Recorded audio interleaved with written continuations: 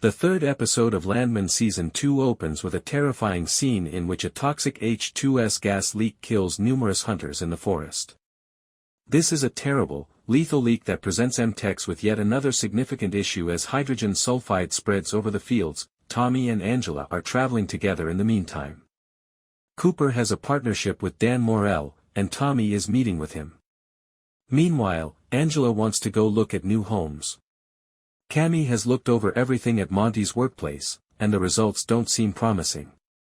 They have no money. Tommy calls Rebecca after learning of it and requests that she postpone the flight. Wishing to get together at the Fort Worth office to discuss the situation, when Tommy and Dan Morrell meet, the former is not pleased with their collaboration. It quickly becomes apparent why. In reality, Dan Morrell is a drug dealer, and it seems that he saved Tommy from a bad situation in the past. Dan is certain that he has enough power to improve men's lives and that his current financial flow is clean. Tommy turns away without biting. There is obviously a lot of unresolved business here. Tommy calls Cooper after leaving the meeting and instructs him not to drill anything until they have resolved this issue. However, that's a little challenging because Cooper is currently setting another drill high. Dale and Boss, meantime, go scouting and discover the bodies. The group starts throwing up as soon as they discover, horrified, that there is an H2S leak, and they quickly flee to safety. They call for backup, who show up wearing hazmat suits and gas masks.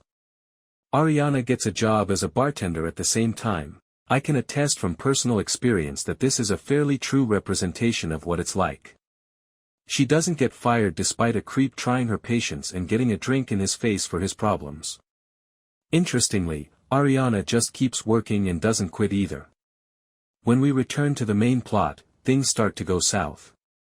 Tommy is already having a bad day, but after meeting Cami, he understands how serious their predicament is. M-Tex is quite poor. The business is divided into multiple LLCs even though it generates a lot of revenue. Payroll, leases, and exploration costs are covered by the revenue that is deposited into an M-Hiller holdco. Theoretically, at least. Actually, the holdco hasn't been making any money. Rather, all of them come from credit lines.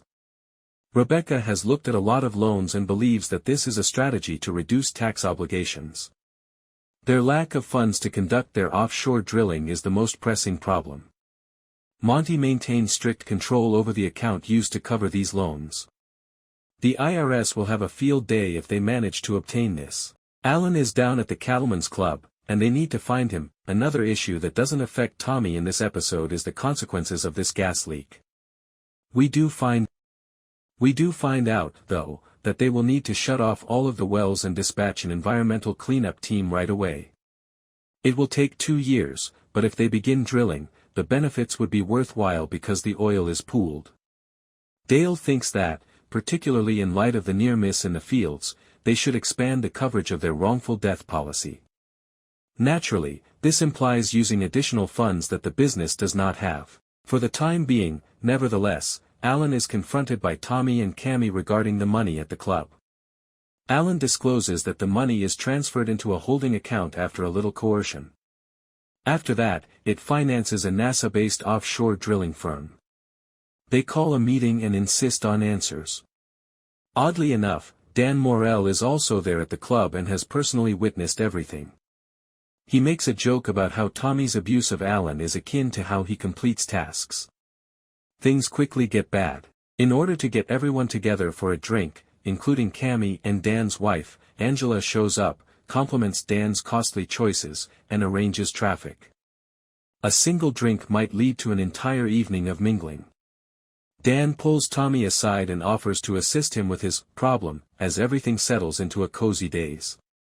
However, Tommy declines because he is aware that this is a slippery slope. However, Dan is skeptical and notes that they already have a commercial partnership. Interestingly, Dan approaches Cami after Tommy and Angela go. She becomes interested when he mentions that he is an investor and that he makes investments in individuals. Will Cami and Dan start a business together? The episode review. This week, Landman makes a comeback with the season's best episode. The stakes are raised and the tension is increased by everything from the suspenseful beginning to the ongoing drama. After the disappointment of Tulsa King Season 3, Landman is undoubtedly one of Taylor Sheridan's finest efforts and seems like a breath of fresh air. The writing is clear and strikes a balance between darker, more dramatic drama and light-hearted moments. This time, Tommy and the drama at M-Tex take center stage rather than Cooper. It's obvious that Monty had a lot of secrets, and as Cami herself stated, she anticipated mistresses of some kind, but the situation was far worse. By engaging in risky transactions and using the bank's funds quickly, Monty has successfully supported the business on a house of cards. Now that he's gone, cleaning up the debris is a major challenge for everyone. Because it relates to what Tommy mentioned, the final scenario involving Cami and Dan is intriguing. It appears that he has promised Cami that first hit is always free.